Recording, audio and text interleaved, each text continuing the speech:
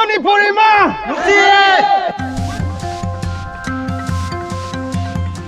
Trip asida yaubiri bisil na amadi tokpa chingi tisin na mayam purmakna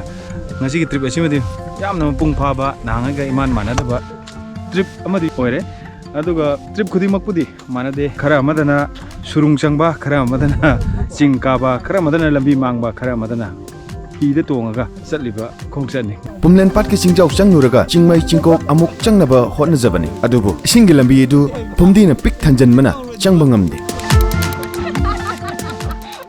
adum best couple ta adun la aba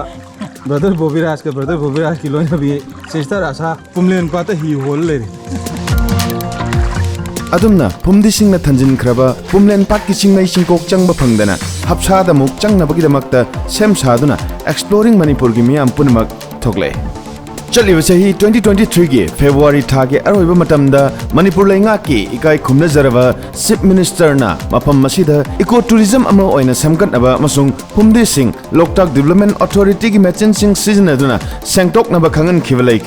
Chief Minister ki social media da mafam masi thagalakhi madumak urubada exploring Manipur na khoida jakhibani kuidringai matamdasu loktak development authority gi machine achowa mayam ama siznaduna pumdi sengkhibana pat asigi asengma masak oina mawong asimak hanjelakhibani haibagi warol asi Pumlen Lake Development Organization gi thopurel singna phongdok pirakpa leiri asina asi oikhraga ising matakta hi tongduna chatpagi nungaibasu makhal amani asida natana puwari ga sagon nariba Pumlen pat ki Haapsa Chingjao Chingmei Chingkok yengba yaba mafam ni haibasi miyamda thamjage ithai dam lakhibadagi pat asigi mawong mangsil lakli haiba yai adubu laingakna athubada lokhalakadaba thauram thauda sing yengba tari brother exploring Manipur ki mathang trip yobi ningrabo mathang amta habiro ba Monday da Sunday da ngasi Sunday ni kaino bro somna kari hi ani paibiriba mayam jibu mathangi trip ta kamai tawno la aroidro ko thangapio atalage Pumlen pat Manipur ma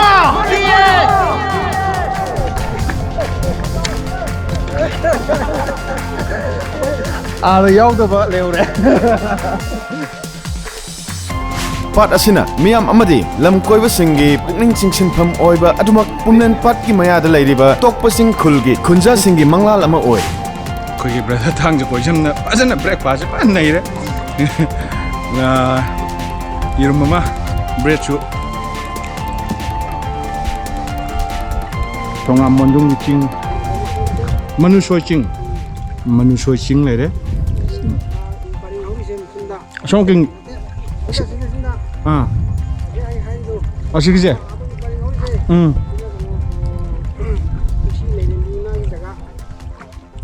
북시 라렘비 마기 마팜니 inak khulna leiriba Manipuri ma gi phajaba sing singthabada loiba naidana leiri amasung mathang phawdoglakle sembiba sabibana walabasu asumak phajare thambal satpa matamda thambal manam tana thallaba pat ama oibata natana yengbadasu phajai haina khunja singna pawdam lai thambal satpa thamchet yanba matamda exploring Manipur gi ani shuba khongchat amagi wakhal thamle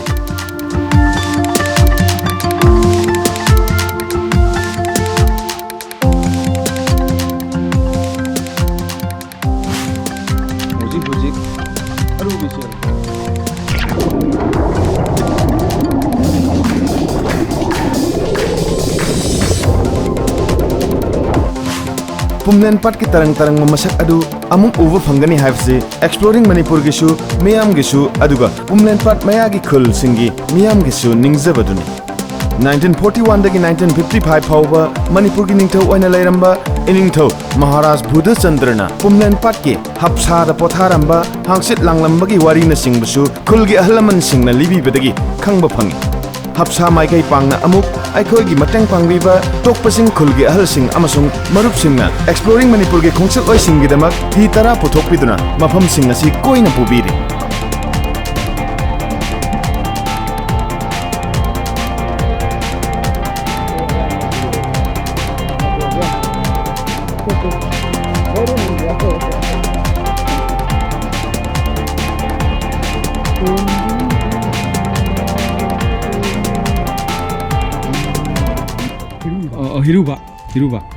हिरुबांग होनबा अदुगा हिनाव होनबा अखोइना हाना खलमिसिदि हिनाव हारगदि हि मचाने खंजि अदुगा ममांगी हिगी हुइजनबा सरक्तुना हिनाव अदोमदा होरगना हिनाव होनबा अदुगा सोमनाकनदा होलगना सोमनाकनसिना ममांग लोमदा ओइना चटलगना हिरुबांग होनबा कई हिनाव हाइबि हि मचाने हाना खल्लि वगंदा मचिमक यामना मरुओइबा खंजिनबदा कानबा अमने हजिकी हौगलाइबा नारोनसिंगनदि पाक खंगरोइदबा मरोनसिंगनि मसि मरोनसिंग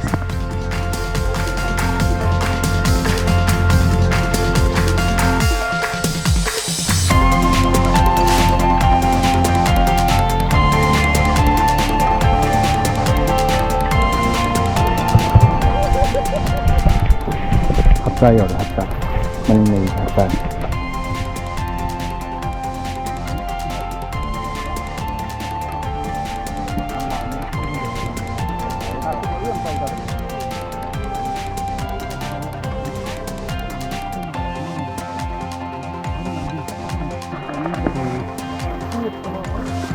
Haapsa.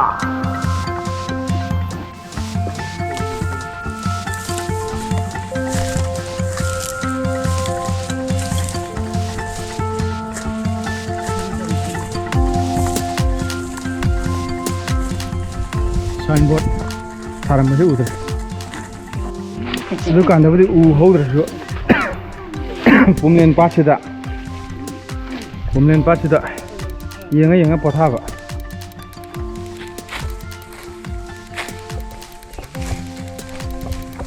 सोना कन्ने पाछ पर उरे अपाकपम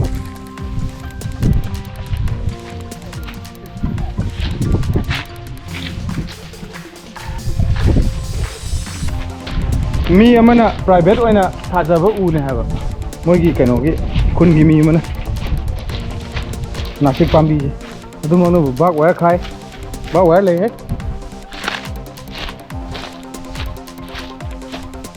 हमदे लगे है Pumlen Park Shiroi. Ini mafam jadi jual jual ya ni. Sini, Haapsa gitu aja cuma. Le.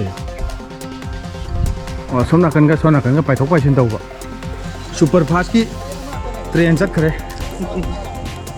Yo gitu re. Meam pun na Haapsa ada foto mo kami nare. Haapsa ada wanu ngai. Wari sana jare. Ahalaman sing lagi. Tengare wari meam makang jare. To pusing hitang bom nom damu. Lagi mafam masida urok aduga hapsada leiriba sakpi myam leiri yamna ecological balance amda aduga part asimakta urok machingba check sing aduga migratory bird sing mamang aida la amba lei haibagi record chu dum lei akisiko bro myam mafam asimak June July da taman chatpa matamda muka laki ge haibagi achet pa thajaba amdi leiri Kongchet asimaki tangkak naina thagat sakiba video da haujimang miyamna ubiriba mami asina Pumlen Park kongchet asigi aruiba tangkak ki video ni ahanba amasung anisuba tangkakta miyamna kongchet asigi haurakpadagina tokpasing phawba lakpagi lambi na singba ubikre ahum suba tangkakta miyamna tokpasing gi hithang phamdagina Pumlen Park ki Chingjao phawba satpagi higi lambi yengbikre mathang satharakpa tangkak naiba video yengbibagi miyam pumnamakpu exploring Manipur na amukka hanna thagat pa phongdok sare Mathangi kongset amagi nungairaba mapau puba video ngaiminase amasung miyamna makha taba kongset yaubi gani haibagi wakhal thamjari hi tongba lororaga hang phamda na pun sanara yamba hi thobi be yamane ming habiyo ya ai ming hebjan ko je to kaching awang le kai si degi ni ai frame ko ai mapam ting ya maru na mateng panggiriba brother oken nam khangjen bi ko kana gani namna lakpi ma matamda brother ko nabi ba yamna mayam gi kudong chaba wa gani haijage jege lore pajida ai ming joy ko ji bye hang phono se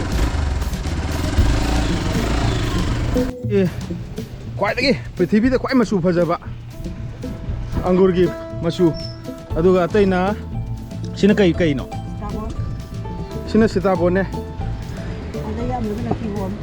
sina ki hom sisu angur gi strawberry as sidi loi thang ninge kamai tong ne nate pura usau Asmana toroge. Ai khura ma bane. kaisu kai te ham dra su ya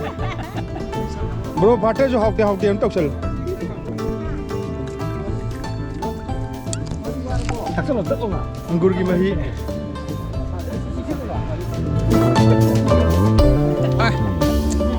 si hawe ya Nempa hoge. dispo si myam si ki pi di ma mangani dab adum kaino tawage yena dana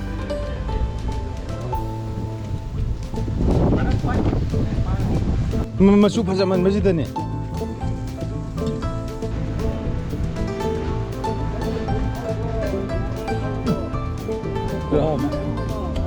sida ai ligli mi tom thakora ge strawberry je mu mau yengo Ni abo. ni masana ni putore sida strawberry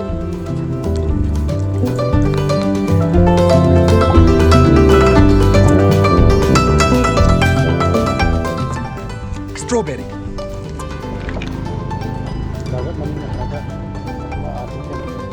Kaya tayo ni pani pata ni balon kumari. Marida, ano pire? singi pesal yang kai pi gre da handri kuntra le mi Adu di patara apa di noba. adro nga sa da ki home salu ko kongsa da se alwat sat kharne alam mani pai je sigi hana se namja ba coffee culture da ngasigi khongsa se trip se pai lo shala ge ta une adugi ni coffee culture da mu la ga mu